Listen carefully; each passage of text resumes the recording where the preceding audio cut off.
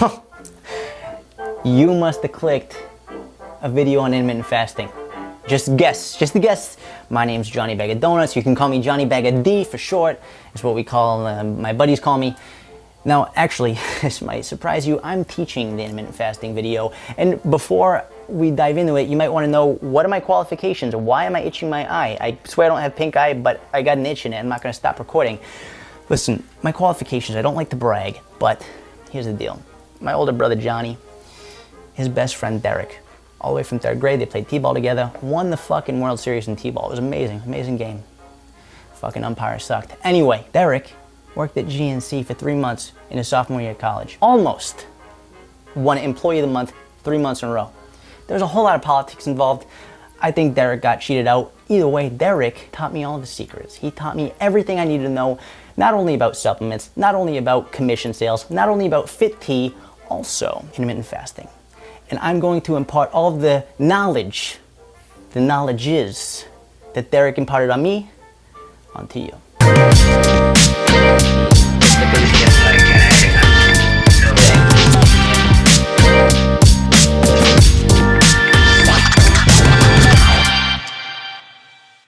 All right, on a serious note, my name is Jordan Syatt, and first and foremost, thank you for clicking on this video, for watching it. If you like it, give it a thumbs up. If you don't subscribe yet, don't subscribe yet. Wait until you actually see if you like the video.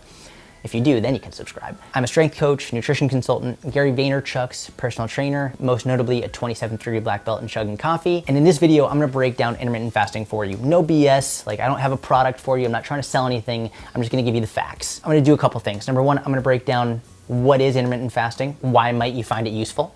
I'm gonna break down the 4 most popular ways you can intermittent fast so you can see which one works best for you. And then I'm gonna break down the most common myths associated with it so you know what's true and what's not. And then answer some of the most common frequently asked questions. So when all this is over, you can figure out whether or not if it's a good fit for you, and if it is, how you can use it, and if it isn't, that's okay too. To make it as simple as possible, because that's really what I want to do, is just make it as simple as possible. You wake up and you don't eat. There's one point, a predetermined time in the day, and we'll go over all of this specifically later in the video. You wake up, you don't eat. Then there's one point in time in the middle of the day at which you start your feeding window. And within this window, that's when you have all of your meals, whether it's 1 or 2 or 3 or 4 meals. And then at the end of the day, a predetermined time, that's when you stop and you enter your fasting phase again, right? So you wake up in your fasting phase, enter your feeding phase, go all the way to the end, now you're back in your fasting phase. It's just 2 phases, that's it. Fasting, feeding, eating, or not eating, eating. That's really it. And the specifics of this, the specific time frames, what times you should start, what times you should stop, that's what we're gonna cover here. These are the 4 most common ways to intermittent fast, and they're the ones that, generally speaking, are the most effective. I'm gonna go through them with you step by step. But first, I wanna cover, you might like intermittent fasting if. Basically, if you wanna lose fat. You can use it for muscle gain. Whether or not it's optimal for muscle gain is what we're gonna talk about here in the FAQ. So we're gonna go over that later. But generally speaking, intermittent fasting is best used for fat loss. Reason being, a lot of people, they're not hungry in the morning. They don't wanna eat. So why force yourself to have calories when you're not hungry, when you could just like have water or coffee or tea, and then save your calories essentially for later in the day when you know you're gonna be hungry, or when you might have more social events, or when you know you're going to be eating higher calorie foods, or if you know that like at dinner you tend to eat a lot more. That way you can sort of stock your calories up rather than having them at a point in the day when you're not hungry anyway. So that's who intermittent fasting tends to be best for the people who are trying to lose fat, don't really want or need breakfast, and tend to be the most hungry at night. That tends to be the person who will most benefit from it. We're gonna go into more specifics later in the video, but that's the general avatar of the person who will most benefit from intermittent fasting. How should you intermittent fast? We're gonna go into the 4 most popular ways. The first of which is the 16 and 8 LeanGains method. This is popularized by Martin Berkhan, who, to my knowledge, he's the one who really popularized intermittent fasting and made it so commonplace. Martin Berkhan is the owner of LeanGains.com. He's a good friend of mine. I look up to him a lot. He's a good mentor. Really, he's an extraordinary guy. He was the original guy who went into the research and really dug up and broke the myth that you have to eat 6 small meals a day to stoke your metabolic fire. He was really the guy who was the pioneer behind that. And I want to make very clear in this video that he's the one who really was the pioneer behind this research, because if it wasn't for him, I don't know if it would be really popular nowadays. Because I remember it must have been 10, 12 years ago now, he would talk about this stuff on forums and people would be like, you don't know what you're talking about. Like, you have no idea what you're talking about. Like, that's not true. You have to eat small meals throughout the day. And he was sticking up for himself and he was like, no, like, look at the research. You don't. Here are the flaws. And I really respect him. So Martin, if you're watching this, thank you for all you did for the industry. Not getting paid for that, by the way. He's just a good friend who actually did amazing work for the industry, and I respect that. So thank you, Martin. The 16 and 8 method. Basically, 16 hours fasting, 8 hours eating. So these separations you are 16 hours in your fasting window, which includes sleep, and 8 hours in your feeding window. So what that looks like.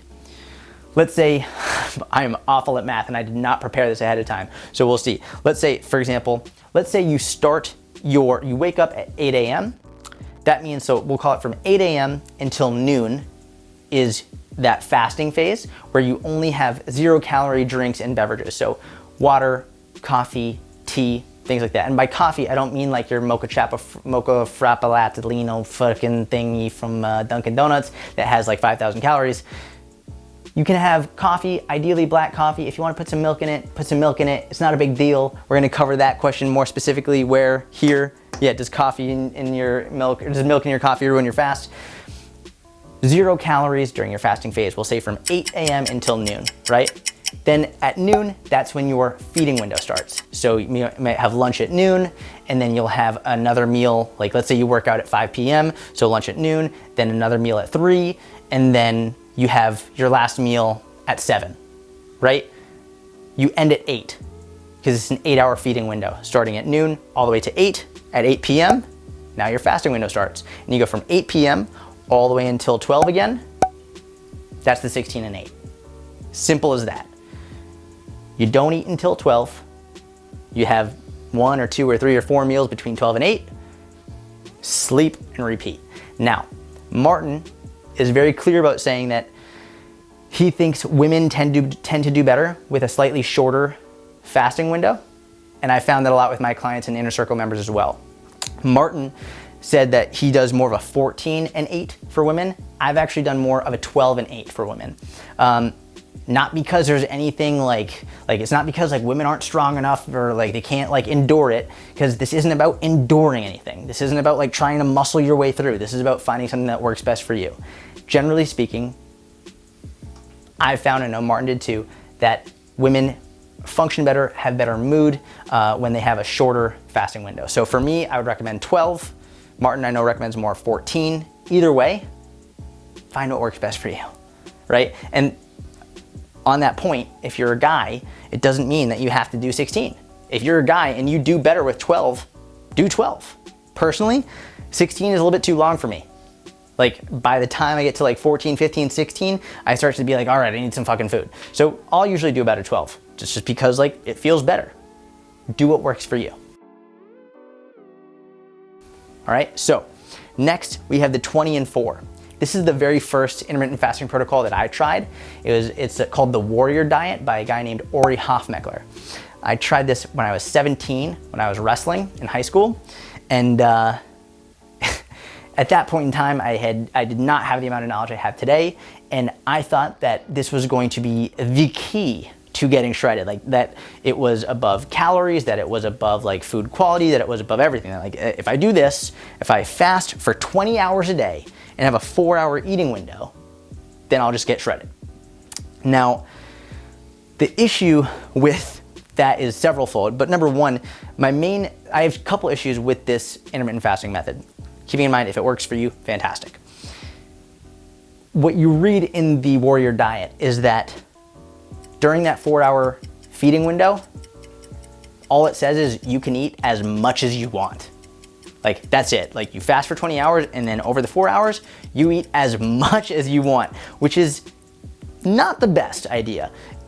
To his credit, he does say start with more of a salad to fill up, but all this is doing is it's his way of buffering how many calories you eat, because that's really what this all boils down to, and that's really what Martin does a tremendous job of, is saying it doesn't matter what your feeding window and fasting window is. If your calories aren't in check, you're not gonna lose fat. If you're not in a calorie deficit, you're not gonna lose fat. That's really the most important part of all of this. It doesn't matter if you fast for 16 hours, 12 hours, 14 hours, 10 hours, no hours, whatever. If you're not in a calorie deficit, you're not gonna be losing fat. With Ori Hofmeckler, what he says is, he's like, you fast for 20 hours and then you can literally eat as much as you want. If what happened with me when I first started it was eating as much as I wanted in 4 hours was very difficult. So I lost fat. I got super lean. But over time, your body adapts. Your hunger hormones adapt, your stomach can expand, you can eat more. And eventually I stalled and started gaining weight. Because another thing is, when you first start, it's hard to find foods that necessarily are like high enough calorie. But the more you get used to a certain diet, the more you can find foods to like that are higher calorie, that are more calorie dense, that like add more calories to your day. It happens a lot in the ketogenic diet. A lot of people initially lose fat very quickly with the ketogenic diet because like they cut out an entire food group, carbs for the most part. But then when they start to find more foods and more keto-friendly foods that they can fit into their diet more easily, they start to gain weight again because they have more foods readily available to make up for that lost macronutrient. Either way, my biggest issue with the Warrior Diet is it tends to promote binge eating. And it happened with me. It was a serious issue that I had where it literally essentially provides you with the blueprint to restrict, restrict, restrict, binge. Restrict, restrict, restrict, binge. And I was fortunate, I was able to overcome it. To be very frank with you, I do not recommend doing it. And like Ori Hofmeckler, I've never met you. I love you, I respect you. I think you've done a lot of great work. I think 20 hours of fasting every single day, 7 days a week, is a really bad idea. Especially if you're prone to disordered eating habits, especially if you're prone to binging. There's just no reason to try it.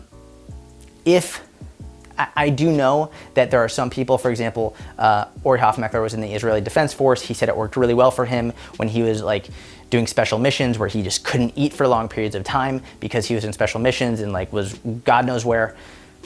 If that's the life that you live and you're doing special missions and you just don't have access to food, it might be a really good idea. If you live a normal life, like a normal civilian life, and you work a 9 to 5 or whatever, I just wouldn't recommend it at all. That's just me. Give it a shot, see if it works for you, but I just don't see restricting and binging over and over and over again to be a good habit to get into. Alternate day fasting, ADF. This, I feel really bad because I don't know who started this method. I don't know the name of whoever popularized it. If you Google search ADF or alternate day fasting, I guarantee it'll come up. Whoever it is, if you're watching, I'm sorry, but thank you for doing it. This is an interesting method. It's not my favorite, but it's also not my least favorite. Essentially, alternate day fasting, the day that it works is one day you eat normally. So basically, and by eat normally, it means like you eat at around your maintenance calorie intake, not in a deficit, not in a surplus, but right around your maintenance. And the following day, you eat very few calories. Now, what's recommended online by the general alternate day fasting methodology is between like 400 to 600 calories. Super low. And if you are very prone to binge eating, if you are prone to disordered eating habits, I wouldn't recommend this method because on those days, you have like a normal day, maintenance day, low calorie day, maintenance day, low calorie day. It's too often of switching and it can be very triggering. So if, on the other hand, you are totally fine with doing 3 or 4 very low calorie days a week, between like 400 to 600, and then just alternating with maintenance day calories, give that a shot. It works very, very well. Basically just because you're eating at your maintenance and then eating in a big deficit. Maintenance, big deficit, maintenance, big deficit. You never really go into a surplus. And actually, even if you do go into a slight surplus, let's say you go over in a 200, 300, 400 calorie surplus on your regular days. If you eat at 400, 500, 600 calories, 3 days a week, 4 days a week, you're still gonna be in a huge deficit by the end of the week. You'll lose considerable fat. So it is a really effective, valid, and viable method that I encourage you to give a try, unless you have disordered eating habits, unless you struggle with binge eating. I wouldn't do it. The last one is called Eat, Stop, Eat, ESE. I believe popularized and written by a man named Brad Pylon. I have a ton of respect for him. He's one of the guys who's continually in the industry stuck to his integrity. He's not really sold out in a lot of ways. He doesn't promote things that aren't factually science-based just to make a quick buck. I think both Brad and Martin are two of the guys in the industry who I've followed since I was a teenager, who I just truly look up to and respect, and I very much encourage you to follow them as well. Eat, Stop, Eat is basically, the way it works is 1 or 2 days a week, you just have a full 24-hour fast. So throughout the week, you eat around maintenance calories, and then 1 or 2 days, for 24 hours straight, you just don't eat. You have water, coffee, tea, seltzer, whatever, 0 calories, but then the rest of the days you eat normally. The key to this method, and the one that's super important, and this is where most people go really wrong with this, is they'll do a 24-hour fast and then binge the next day. And they'll eat as much as they possibly can. And it's very easy, despite what many people believe or tout, it's very easy to eat 2 or 3 or 4 days worth of calories in one massive binge. It's surprisingly easy. And what Brad really reinforces over and over again is treat the days that you eat normally like days that you eat normally.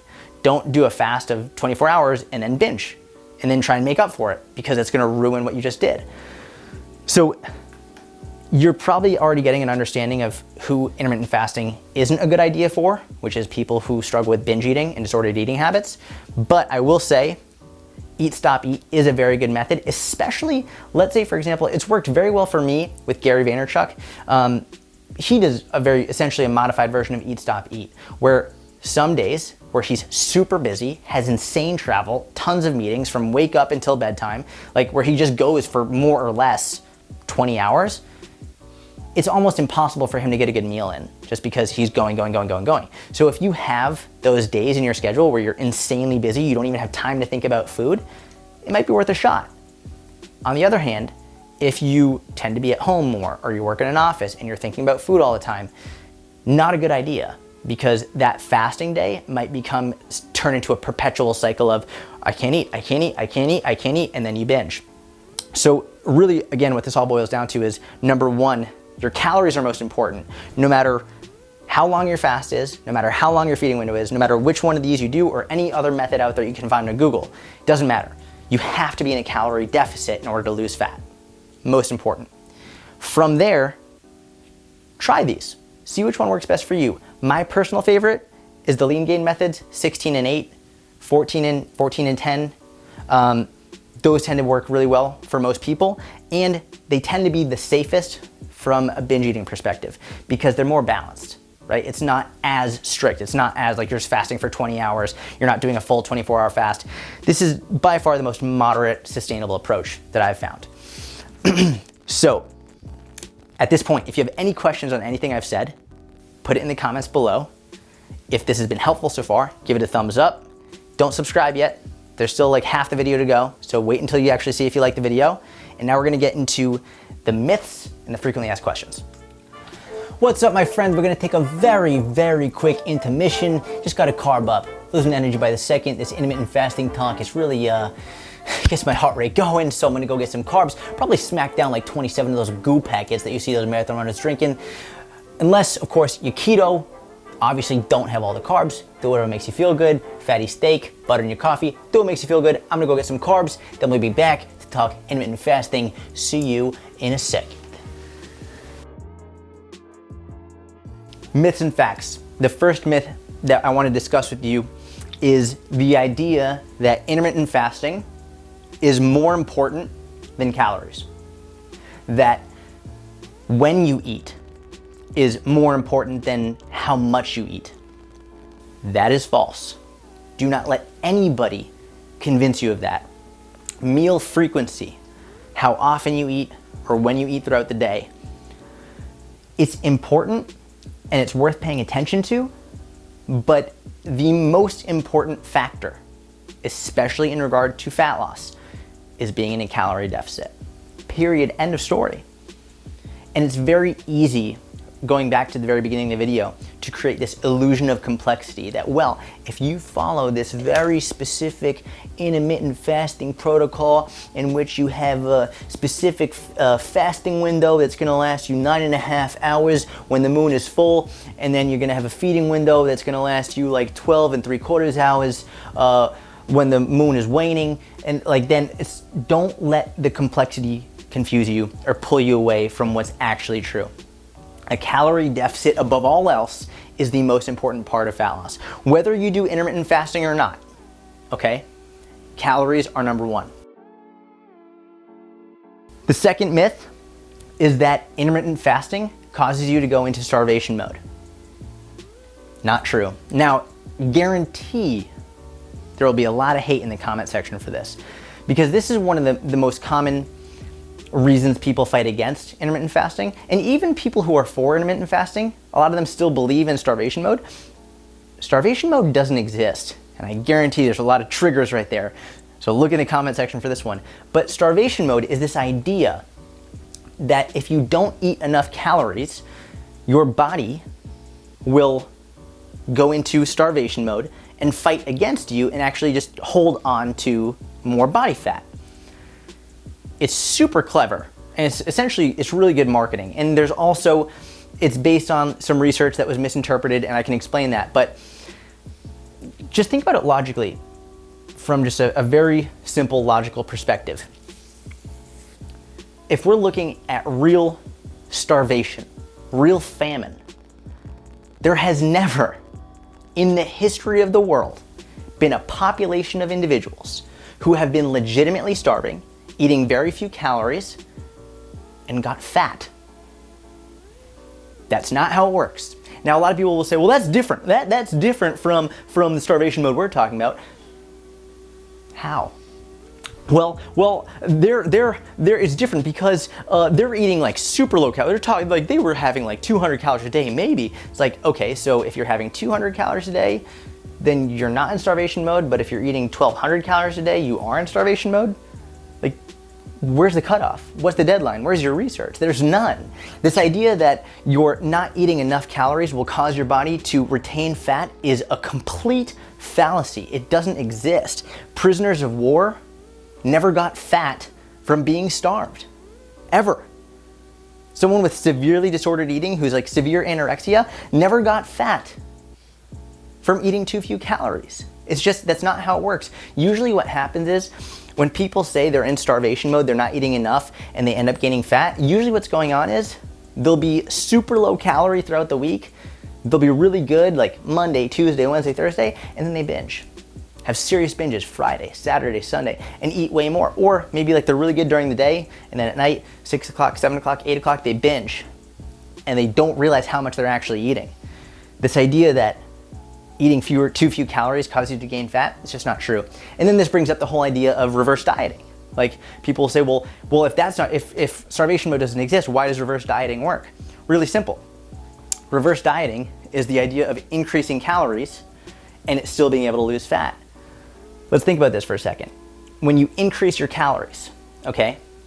Number one, let's say you're eating 1,200. The most common number that people throw out is 1,200 calories is starvation mode. So let's say you're eating 1,200 calories, and then you raise your calories to 1,500, and you're eating 1,200, your weight's not going down.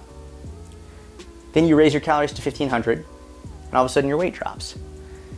Number one, just because you raised your calories to 1,500 does not mean that you're not still in a calorie deficit.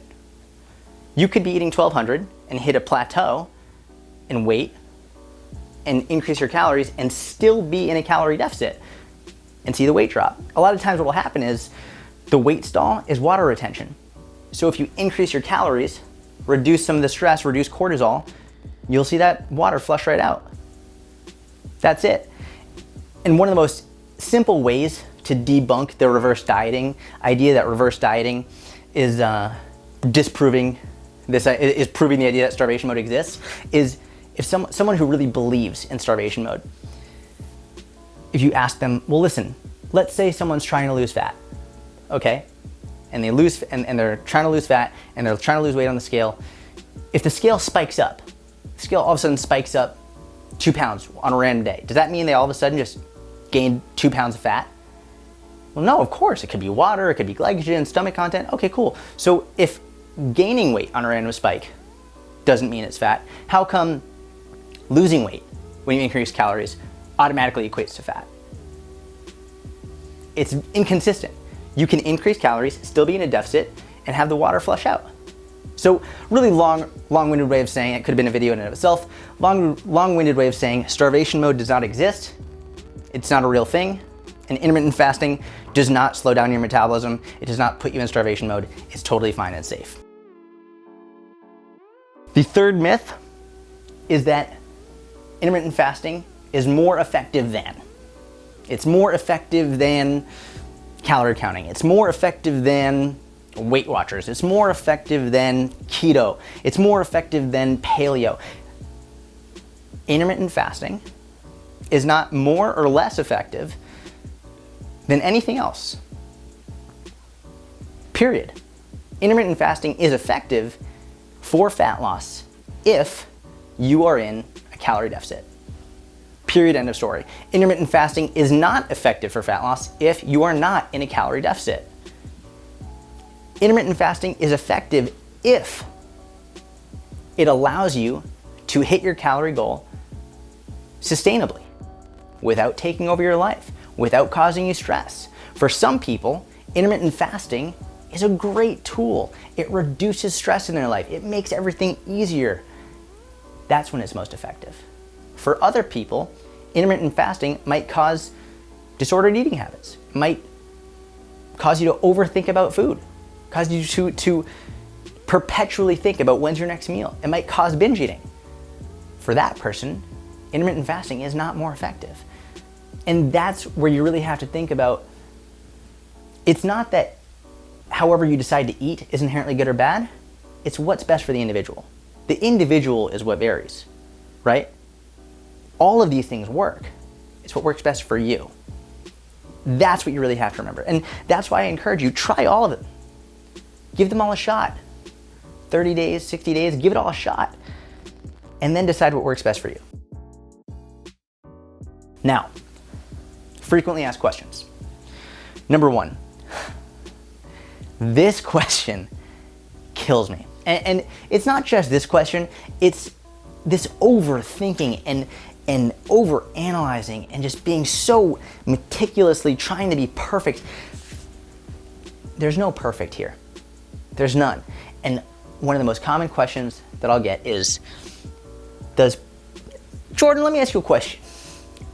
I'm doing this whole intermittent fasting thing. I feel pretty good, very energetic. I'm a little bit concerned. I'll tell you why.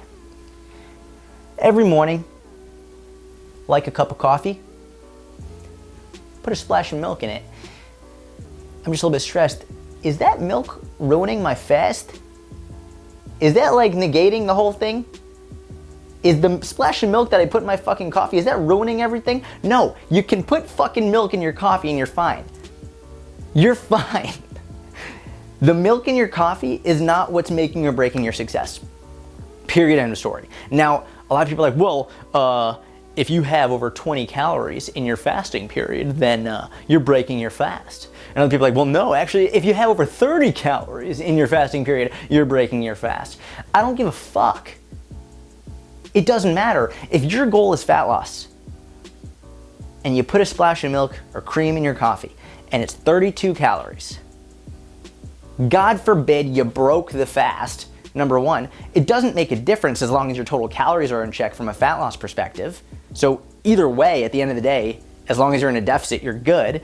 And number two is, stop being so anal about this stuff. Stop overanalyzing things. No one ever got fat because of the coffee, because of the milk in their coffee. It's like the person who's saying like, hey, listen, take it easy with the watermelon. You might get fat because of the fructose. How many fucking people have you met who got fat from eating watermelon? None. It's so easy to overanalyze and to be over meticulous and to overthink everything. Relax. If you want some milk in your coffee, have some milk in your coffee. That's not gonna make or break anything, even if you do break your fast. If you're in a calorie deficit, you're still gonna lose fat. The next one, how to intermittent fast if you train early in the morning. There's a lot of different schools of thought here. And the common question is basically around, hey, listen, I wake up really early, 5 a.m., train like 5 or 5:30 or 6 in the morning. So I don't really, I don't want to train on an empty stomach, and I don't want to go until 10 or 11 or 12 without eating. What do I do?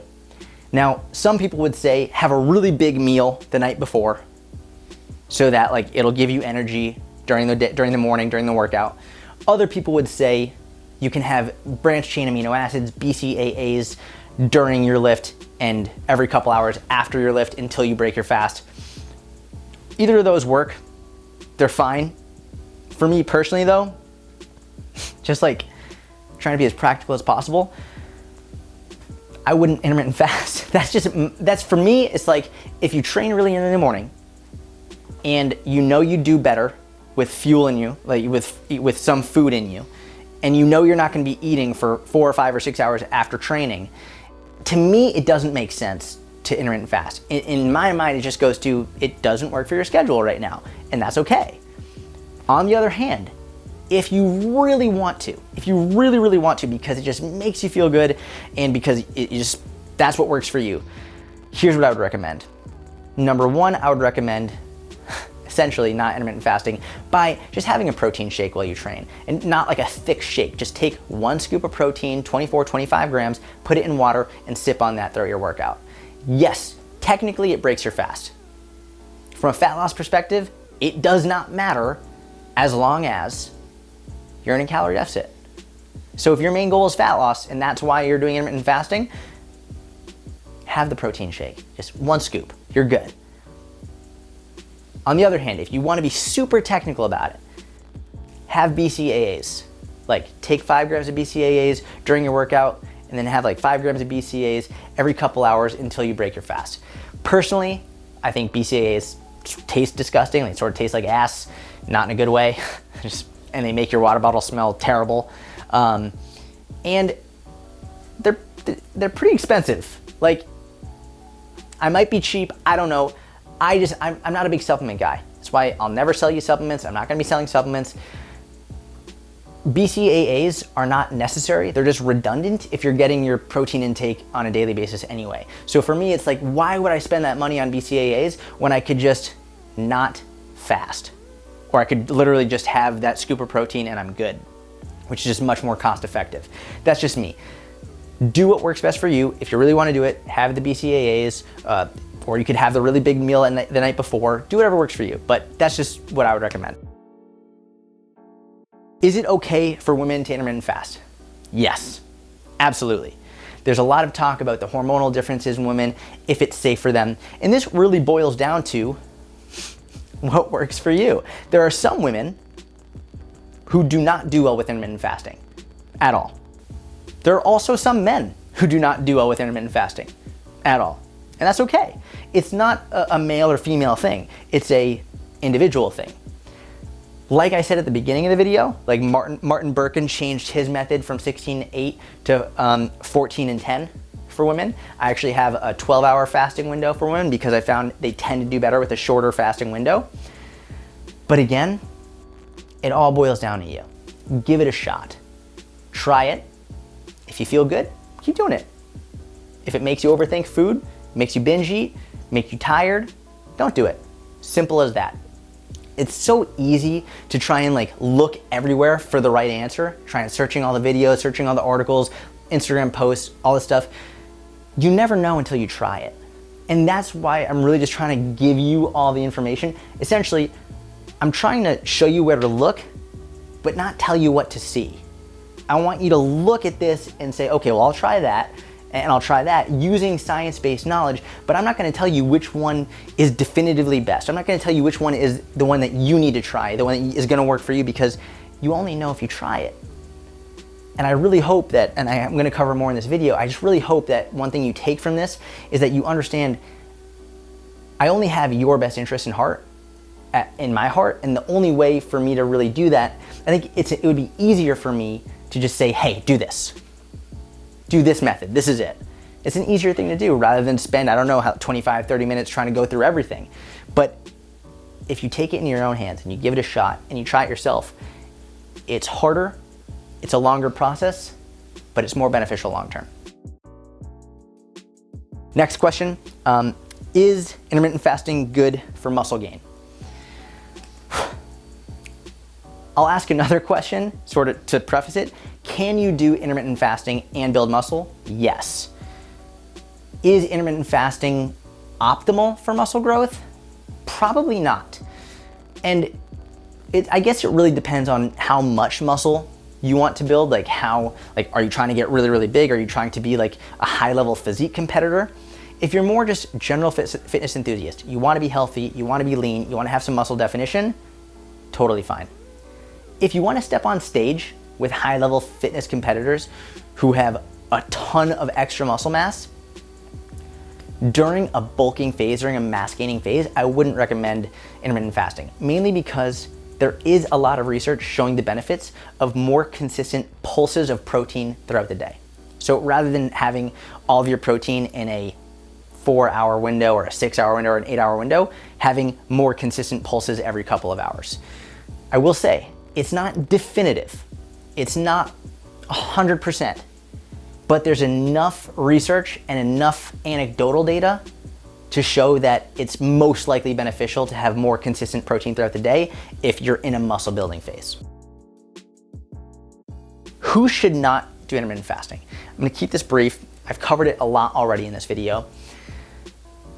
First and foremost, if you try it and you just hate it, don't do it. I will say, if you're gonna give it a shot, you have to give it at least 2 weeks, because there is an acclimation phase with any new thing you try, whether it's calorie counting, intermittent fasting, keto, vegan, or plant-based, whatever it is you try.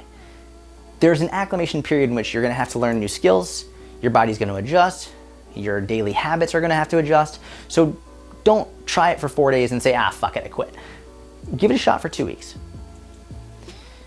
I will say, a lot of people, and I want to be super, super straightforward and blunt about this because I think it's very important. I think a lot of people gloss over it.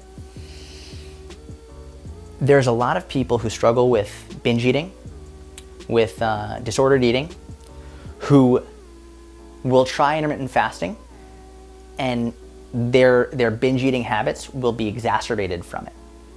And what'll happen is they'll start to really emotionally like this idea of saving their calories throughout the day, not eating at all throughout the day, and saving a ton of calories at night because they like that binge. They like to be able to eat a lot. They want to fill up. They want to go to bed super full.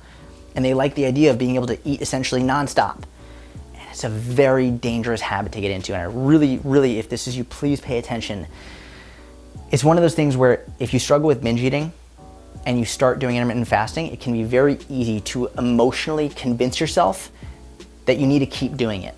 That if you stop doing it, then you're gonna eat way more throughout the day and you're gonna lose all your progress. That will not happen.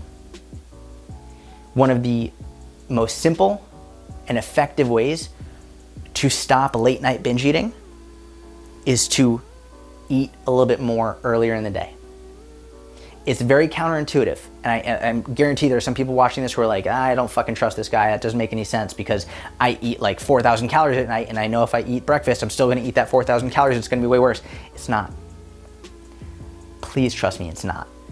Because usually what will happen is when you eat earlier in the day, the urge to binge will actually go away. Not just like that, it's not just like eat and then done. Over time, it's gonna go away. And what happens is when you spend all day saving and saving and restricting and restricting and restricting, you build up this urge like that you just gotta go, and then finally like you can't control it. But when you eat earlier in the day, you keep that urge at bay. You just like, you tether it down, you just like pat it down. It doesn't come up as much. It's not as big of an explosion. I would very much encourage you, if you struggle with binge eating now, if you've struggled with it in the past, it might be worth just not even trying it. Because the last thing I want anyone to do is try it and then have it perpetuate something, exacerbate something, and then have it rear its ugly head, and it becomes a really bad habit. So if I had to say anything, who intermittent fasting is definitely not for, is if you have struggled or are currently struggling with binge eating, don't do it. So with all of that said, this is intermittent fasting. I hope this video helped. I hope you enjoyed it. Really came from the heart. I really put a lot of effort into this. I really hope it hit home with you. It gave you the tools you need to, again, not tell you what to see, just to show you where to look. So thank you for watching. Please give this video a thumbs up if it was helpful. And now, if you liked it, please subscribe. It would mean the world to me. Leave a comment telling me a random fact about yourself. You know I'm a 27th degree black belt in chugging coffee. Tell me something about you. Introduce yourself if you're new here. Thank you so much. Have an amazing day. I'll talk to you soon.